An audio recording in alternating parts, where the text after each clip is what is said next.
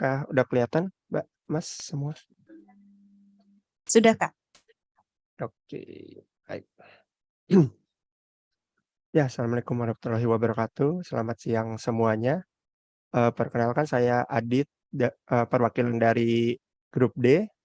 Anggota timnya di sini ada saya, Aditya Putra Widanto, terus ada Mas Bagus Emeraldo, dan juga ada Mas Rizky Aula Lazuardian. Nah, untuk di sini kami ini mengambil data dari Open Data Jabar terkait tentang teknologi peternakan yang akan dihubungkan dengan hasil dari komoditas peternakan itu sendiri di Jawa Barat. Nah, problemnya itu apa sih kira-kira? Nah, kurang lebih sama, yaitu menentukan prioritas alokasi anggaran pengadaan teknologi tepat guna bidang peternakan di seluruh wilayah kabupaten atau kota di Jawa Barat sesuai dengan potensi komoditasnya. Terus kira-kira apa sih yang, akan didapatkan itu, kira-kira ya memberikan insight kepada stakeholder, seperti Pemda agar dapat mengambil kebijakan yang tepat sasaran berdasarkan dari data yang diperoleh. Nah, untuk personasnya sendiri itu kira-kira siapa aja, kalau yang kami baca-baca itu kurang lebih untuk di Pemda Jawa Barat itu ada Dinas Ketahanan Pangan dan Peternakan dan juga, Pemberdayaan Masyarakat dan Desa. Kira-kira apa sih yang mereka kerjakan itu? Ya kurang lebih, membuat kebijakan-kebijakan untuk, masyarakat di wilayahnya tersebut gitu. Kebutuhannya apa sih kira-kira dari si user itu? Mmm, Yaitu seperti membuat program kerja yang tepat sasaran dengan alokasi anggaran yang tepat sasaran pula dengan tujuan-tujuan tersebut gitu. Nah, kira-kira kita mau ngapain sih? Nah, di sini kita mencoba membuat, suatu urutan prioritas berdasarkan, perbandingan antara jumlah teknologi tepat guna dengan produksi dari peternakannya sendiri. Nah, untuk user flow-nya sendiri yaitu yang pertama itu user masuk ke dashboard Tableau. Kemudian di dashboard Tableau itu nanti, disediakan untuk mengatur mengatur antara range waktu atau dengan, jumlah produksinya. Nanti ada di tampilan dashboard-nya, terus, setelah itu di sisi sebelah kanannya itu nanti ada filter menggunakan kabupaten atau kotanya. Eee, di situ nanti akan menampilkan seperti jumlah dari si produksi dagingnya sama, apa namanya, teknologi ternakannya. Nah, dari situ nanti user diharapkan, mendapatkan insight dari data-data yang ditampilkan dari dashboard tersebut. Ini kurang lebih sketch dari prototipe, dashboard kami menggunakan Figma.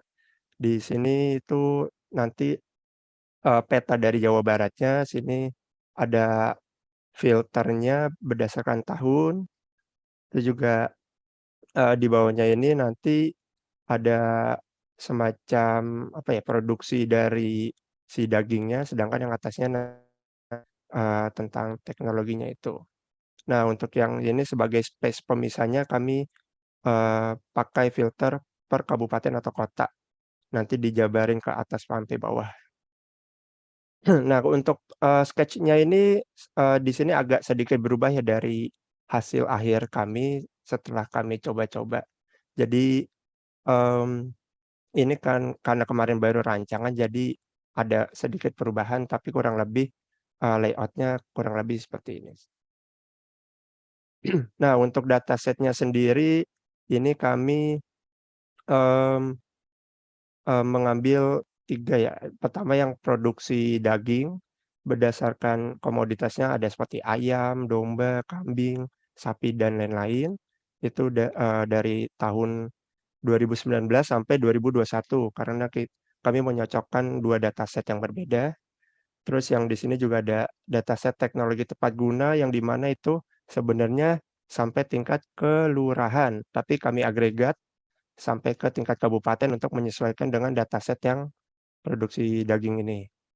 Nah, untuk dataset geospasialnya itu kami ngambil dari yang apa, GDAN itu yang untuk mendapatkan bentuk poligon shape-nya itu dari Provinsi Jawa Barat sendiri. Nah, kurang lebih, ini hasil dashboard akhir kami. Di sini langsung kita move aja ya.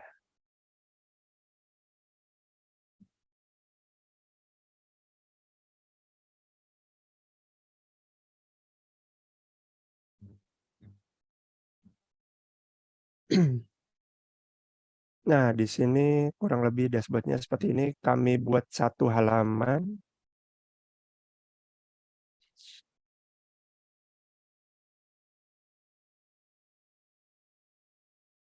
Nah, untuk misal di tahun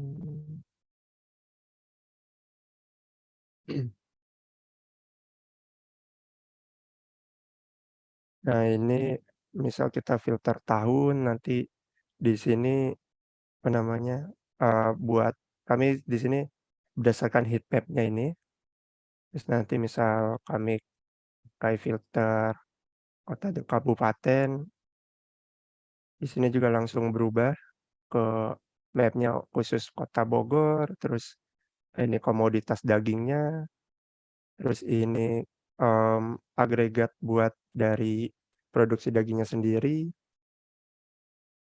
kurang lebih nggak muncul ya bawahnya.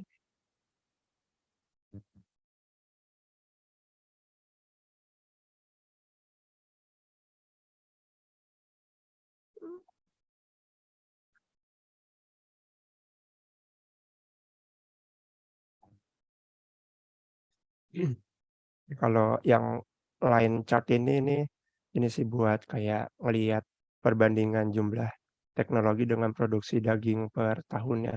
Yang biru ini produksi daging, yang oranye ini jumlah teknologinya. 1 menit lagi ya, Kak.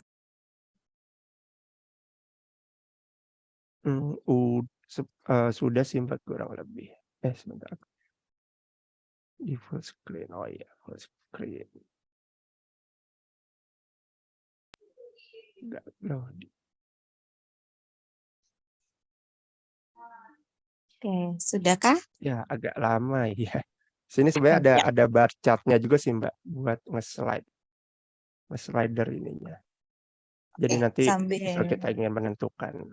Nah, ini. Misal kita ingin melihat prioritas, oh yang paling dikit yang mana sih? Yang dari itu banyak gitu, untuk menentukan skala ininya. Ya, kurang lebih seperti itu sih. Oke, baik. Terima kasih ya untuk grup D. Apakah dari kelompok lain ada yang saran-saran atau pertanyaan atau komentar? Ya, dipersilahkan.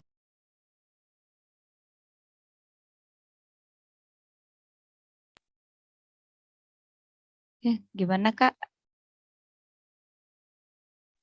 Masa Kak Oh, Aditya lagi? jangan. Gimana dari teman-teman? Ada yang ingin bertanya? Ayo, curiosity-nya. Oke. Mungkin kalau belum ada dari aku dulu kali ya. Oh, Kak Tri Mulyadi tadi Oh, on ada. unmute tadi. Oh, boleh, Silahkan boleh. Kak. Oh, pengen lihat ini Pak, jangan ditutup dulu ituannya chatnya. Oh, Oh, iya. Sorry. Nah, ini. oke.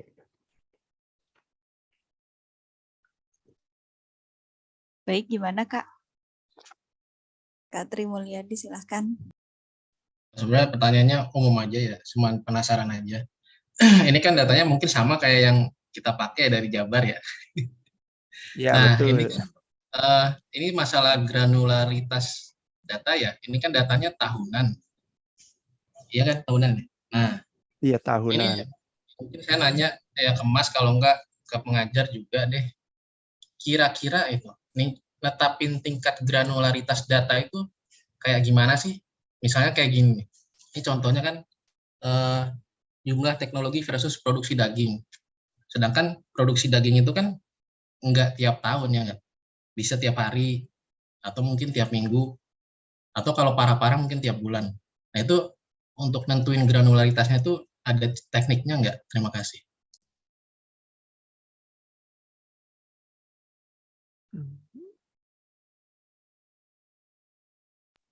Ya, silahkan Kak Kalau Aditya dulu. iya, ya kalau kami kan, memang dapat datanya kan dia, tingkatnya tahunan ya, per tahunan, per kabupaten. Jadi, ya kami sih mendapati datanya hanya sampai untuk tingkat dari waktunya itu ya per tahunan sih. 3 tahun terakhir 19 sampai 2021. Kalau untuk tekniknya sendiri, kurang paham juga sih, kalau yang dimaksud sama Mas Tri tadi.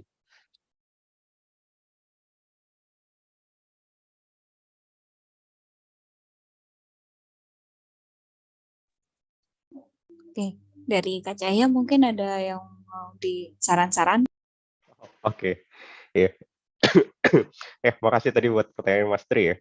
Nah, itu pertanyaan menarik sih tentang tingkat granulasi datanya ya. Jadi kayak harusnya kalau kita lihat bahkan harian pun produksi dagingnya bisa beda-beda kan. Nah, namun pemilihan tingkat apa ya istilahnya ya, level data yang harus kita kasih tuh balik lagi mungkin tergantung dari objektif kita kali ya. Kalau misalkan kita memang ingin memantau sesuatu yang hubungannya yang terlihat kalau ini perubahannya cepat gitu. Nggak cuman nggak apa ya istilahnya, nggak nunggu setahun baru berubah, nggak seperti itu, tapi perubahan yang lebih cepat, lebih frekuentif dibanding itu, ya itu kita bisa pakai data yang lebih lebih apa, lebih nggak tahunan, tapi bisa bulanan atau bahkan bisa harian kayak gitu ya. Tapi kalau misalkan kayak data kita itu ternyata, oh ya udah memang kita tahu ya hariannya itu berubah, namun kita nggak terlalu peduli dengan perubahan-perubahan harian tersebut. Kayak kita bisa anggap perubahan harian itu adalah hal yang wajar atau mungkin seperti kayak noise yang wajar gitu ya. Karena ya kita tahu mungkin demand itu atau supply-nya naik turun gitu per harinya dan itu wajar banget gitu. Dan itu nggak menjawab objektif kita misalkan untuk mengetahui apa stok secara umum dan lainnya, ya kita bisa aja nggak butuh data di tingkat harian gitu. Mungkin kita bisa butuh data di tingkat yang lebih tinggi lagi gitu. Misalkan bulanan atau misalkan tahunan gitu. Maka dari itu kayak data-data yang kita punya sekarang mungkin pencatatannya harian gitu ya. Mungkin aja gitu. Atau mungkin aja pencatatannya bulanan gitu. Tapi nanti waktu dikumpulin ntar dijadiin satu dan diagregat jadi tahunan gitu. Karena mungkin kebutuhannya lebih di tingkat tahunan. Oke, paling itu pendapat dari aku ya. Tapi to be honest, untuk yang kayak gitu ya, itu sejujurnya aku nggak terlalu memahami. Itu yang aku pahami sekarang ya dari pengalaman aja gitu. Oke, kalau dari Mas Tri sendiri gimana? Ada pandangan kah terkait itu? Ya itu sih saya masih Hmm. bingung soalnya Mas. Kan kalau misalnya di kantor suruh bikin dashboard juga, nah itu apa mereka tuh kadang ada yang minta bulanan aja gitu. Nah itu kok mereka punya pandangan kayak gitu tuh dari mana gitu. Tapi saya nanya nggak sempet nanya sih sayangnya. Oh, oh kayak gitu. Oke. Tapi mungkin bisa ditanyain objektifnya lagi sih. Ini mungkin agak OOT ya. Kayak misalkan, kalau misalkan kita pengen lihat ya, oh perkembangan sales kita dari waktu ke waktu tuh kayak gimana sih? Ya mungkin jauh lebih enak ngasih tahu perkembangannya itu periode per periode penjualan gitu ya. Kayak tiap 2 bulan sekali, tiap 1 bulan sekali, dan sejenisnya gitu. Tapi kalau misalkan kita pengen ngelihat, oh efisiensi efisiensi suatu action marketing yang kita lakukan terhadap sales itu kayak gimana sih gitu. Dan itu mungkin kita nggak ngelihatnya per periode gitu, tapi mungkin kita bener-bener pengen ngelihatnya kayak gimana nih hariannya, bertambah nggak, kelihatan nggak hasilnya gitu ya. Jadi itu bisa bisa bisa butuh data yang lebih rinci lagi gitu. Oke, nah ini Mas Hari juga ada pandangan lebih ke objektifnya juga. Oke, paling kayak gitu Mas Tri ya. Nah, buat teman-teman itu juga menarik ya, karena nanti ya mungkin aja datanya dibutuhkan yang lebih detail dari itu, tapi nggak ada gitu. Jadi ya teman-teman harus bisa nge-copy kayak gitu, mungkin nanti harus nge-request data yang baru. Gitu. Oke, paling itu aja kali ya untuk jawabannya. Oke, thank you sekali lagi Mas Tri yang udah tanya sama Mas Adit.